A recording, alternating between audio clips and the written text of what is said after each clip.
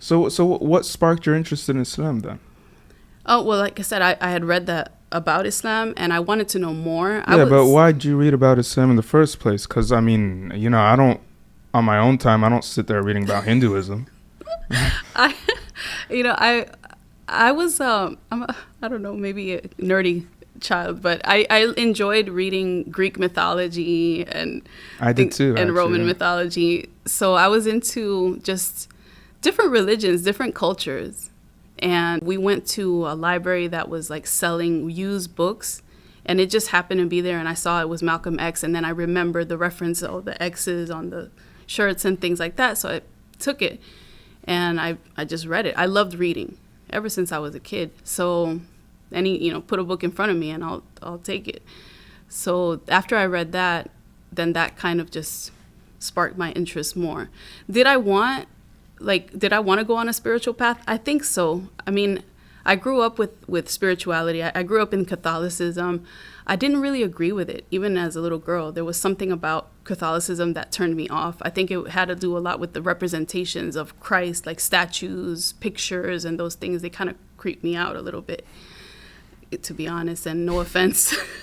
But so I kind of stayed away from that. But it was back in high school where I reconnected with that by way of two people. One was my Muslim friend, but the other was actually a Christian friend whose father was a pastor. And when I got to know her, she lived close to me and she said, "Why don't you come with me to church?" At first I didn't want to because I told her I don't like church because I don't like all these pictures, images, and all these things. And she was like, "Well, we go to a non-denominational church. We don't have any images, statues, and all that. So just come, and we can hang out." So I went with her and I started going to a non-denominational, church, just kind of like to socialize and to feel that sense of community. Well, how did you feel after you went to that church? I liked that we could socialize and, there were people that were our age and I felt good going there, but there were things there that I didn't agree with either because like I said, there were Like things what? in Catholicism that I didn't like. In this church, it was the same thing. There were other things that were a little strange, like speaking in tongues, and there was a lot of music. They would sing, and the way that Catholics worship and the way that Protestant Christians worship is very different. Catholicism is very, is very quiet. If there's songs, it's like hymns and very, calm, right? In the other church, it was lively music. It was a predominantly African American church as well. So there was a lot of music, a lot of entertainment, and this and that, and then the speaking in tongues, and that was something that I wasn't used to. And so those were the two main things, just the style in which they worshipped, and even the things that they held valuable to them, like the idols, the paintings, all that kind of stuff, Right. really turned you off to the religion. Yes, and then just the concept of the Trinity, and then the concept of the divinity of Jesus. Was he the Son of God? Was he God himself? If he was God himself, then why did he pray? So what do you think is the difference between you and the 2 billion other Christians at that time, when you were at that age? What was the difference in how you viewed or how you criticized the religion versus the Christians that don't? Like, because what you're saying is very common sense, right? Like, how could there be 3 in 1 gods? Like the Trinity itself, if you ask a priest, they tell you there's a lot of gray area. So even the ones who are supposed to be experts on the Trinity aren't really experts. So why is it that someone that you can recognize the illogical, ideology and 2 billion others can't? I mean, that's a good question, and I would say, I mean, it's all God's will, right? At the end of the day, I was just always a person that liked to question, and since I did read a lot of mythology and I read about other world religions, I think it gets to a point where you're like, wait a minute, is this the only way? Is this the right way? Because there are so many other ways, right? All these other people believe in something. Why is it that my religion is the right one? What is it about it? So you start to kind of compare, and then you say to yourself, okay, we need to figure out what the truth is. Yeah, I think one of the things that I'm noticing immediately about you that made you willing to become Muslim in a way that it's more difficult for others is that the ego wasn't in the way. Like one of the things that Allah, God, highlights in the Quran over and over again is just like that cultural, theological, egotistical barrier that non-Muslims have of Islam, whether it comes to the image they have of Islam, the image they have of Muslims, or just straight up, oh, this God is asking me to bow, this God is asking me to do these things. Well, my God, or whatever culture I come from, asks me different things, and I like them a little more. You know what I mean? Like, you were more willing or open to hearing other views, and I think that's the key to finding God for real, or finding which ends up being Islam. That's true. Before we started, I mentioned that I don't think my parents had anything to really do with the way that I viewed religion. But in fact, they do. They may not have been like the direct reason, but my father was always very open-minded. And I told you, he was in the army. He was sent off to war. He went to the Persian Gulf during what was called Desert Storm, Desert Shield. And when he came back, he would talk about his interactions there, and he said, when I saw that somebody would start singing something, and then all the shops would close, and then everybody would go pray, and he was fascinated by that. He was like, it was so strange, but he would tell us these stories, and I remember when I first converted to Islam, he said, all religions have good in them as long as you're following it. As long as you're following what the religion says. So my parents were very open-minded in that sense, and I think that helps, because if you have your parents or your family members that are telling you, like, these people are bad, this religion is bad, and they continuously tell you those things, then you yourself, that ego, it's going to feed into that ego. That tribalism, that, no, this is my people, this is my religion. If I try to find God, if I try to go on a journey to find myself, then I'm going against my family, I'm going against my religion, everything like that. Right. So when you met that friend, right, that really started your Islamic journey of knowledge, or getting to know Islam, how did they first introduce Islam to you? Did you initiate the conversation? It was mostly me. That the family, my friend, we just became friends just because. It wasn't like, oh, I want to know about Islam, and, oh, let me teach you. It wasn't like that at all. In fact, it was kind of the opposite. Like, they never wanted to bring up the conversation. I think because people, we're taught, like, don't talk about religion and politics, because that's going to ruin your relationships. So it was me basically asking questions. When I first met her, she wasn't covered.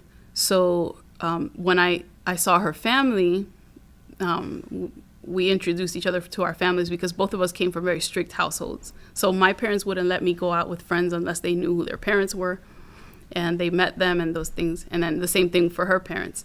So we all met each other, and then I saw her mother covered.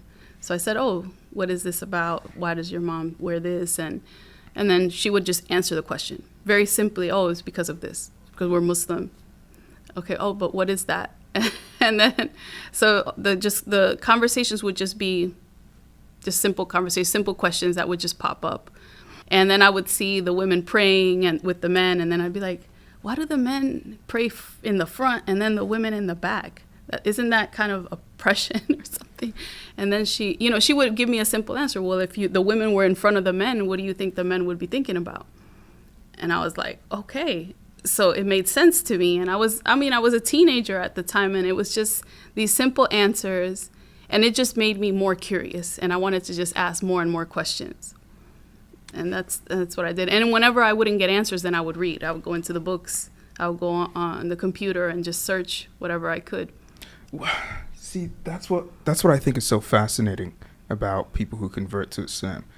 Is, okay, then what do you think that curiosity, like maybe the origin of that curiosity, what is it? And why is it lacking in majority of the world? Like, God, Allah subhanahu wa ta'ala, over and over in the Quran highlights the lack of using the mind that God gave you, the lack of thinking, understanding. And it all starts with curiosity. Curiosity has to be sparked. What do you think sparked your curiosity, and why isn't it sparked in others, do you think? I think it's being exposed to people who are from a different mindset than you. being able to have a conversation with someone that doesn't share the same beliefs that you do. That's one thing. And then we as human beings, we're kind of created to feed off of information.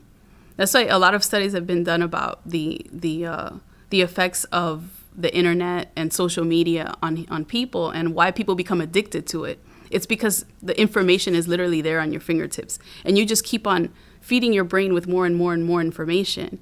So knowledge we thrive on it, believe it or not. But some of us, we're thriving on the wrong type of knowledge. We're just, feeding off of distractions and just entertainment, when the brain is also thirsty for learning about cultures, learning about religion, learning about just secular studies. We just, that's what we're built to do. I mean, from the cradle to the grave, we're always learning something.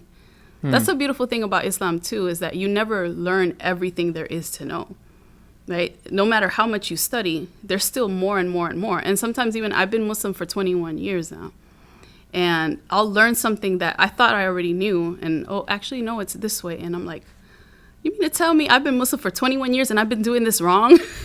So, but that's the beauty of it. We're always continuously learning.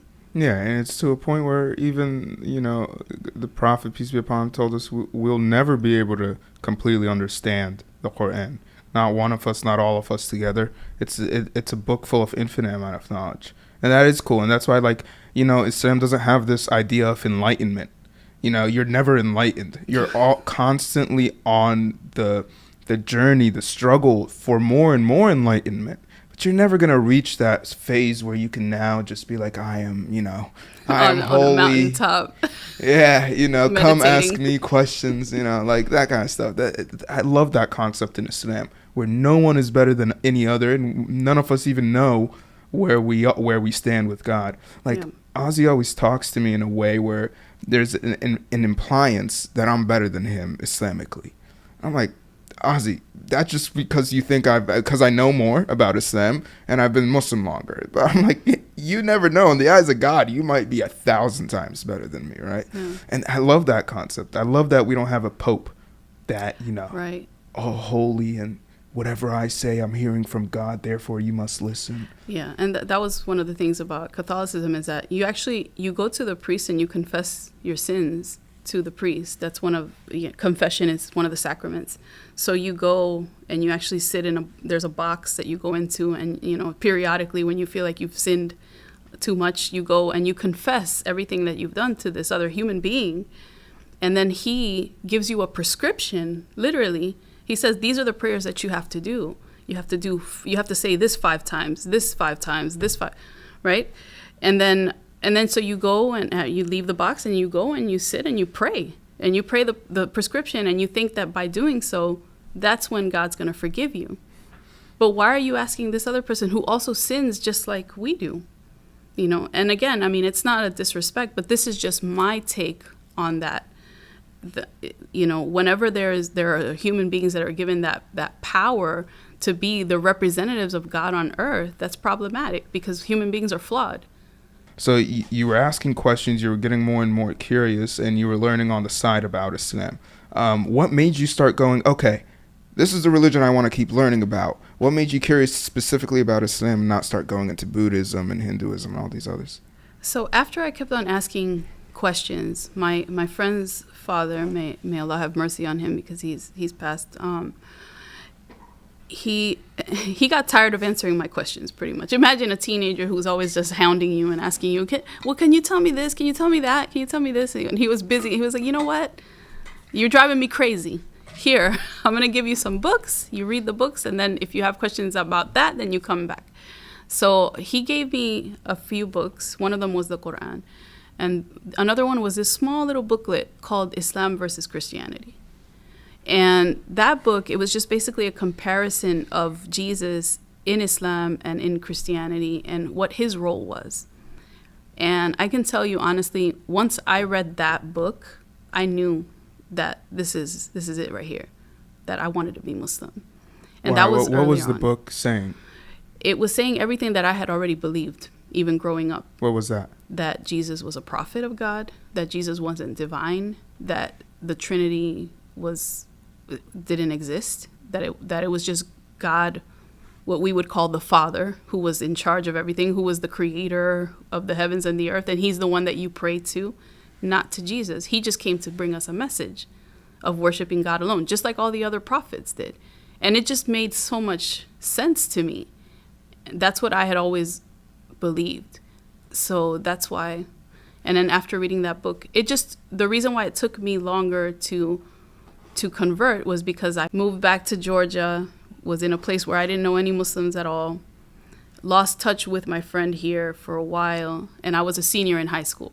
And then eventually found Muslims online because there weren't any Muslims that I knew of there. And then I found someone online and I told them, I want to convert.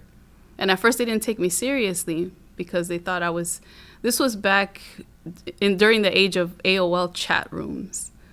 I'm old.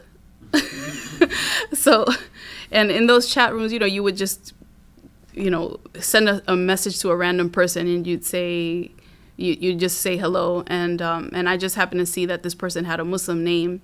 And I said, I'm learning about Islam. And it happened to be a guy. So he thought that I was just trying to maybe hit on him or something. And then, so he was like, you're not serious. And I said, okay, all right, fine. And I said, ma salama to them. So he responded, where'd you learn that? I said, I told you I'm learning about Islam and I'm serious. So he said, give me your phone number. I'm going to call you right now. So this happened to be a brother who was a youth coordinator at the masjid in Atlanta, and it was 3 hours away from where I was living. He called me and he said, do you believe that God is one? And I said, yes. And he said, do you believe that Muhammad, peace be upon him, was a prophet of God? I said, yes. And he said, okay, repeat after me. And then he told me to repeat the Shahada, which is the declaration of faith for me to become a Muslim. And I literally did that over the phone with this stranger because I was already convinced, and he knew that I already knew. Eventually he came, he decided to drive over because he had family living close to where I was. And then, so he brought me a prayer rug, hijab, and information and things. And he introduced me to some people that were living close to me. And he said, take care of her because she's learning. And that's how I became a Muslim. So you became Muslim straight off of logic. Like, it wasn't like there wasn't an emotional attachment to it or string attached. It was straight logic for you. Yep. Very cool. I've always hoped that would be my style if I converted to Islam. Very, very honorable, honestly, mashallah. Well, great to have you after 20 years. Congrats. Thank you. Hope to continue here. I'm like acting like you're employed. You're an employed Muslim now.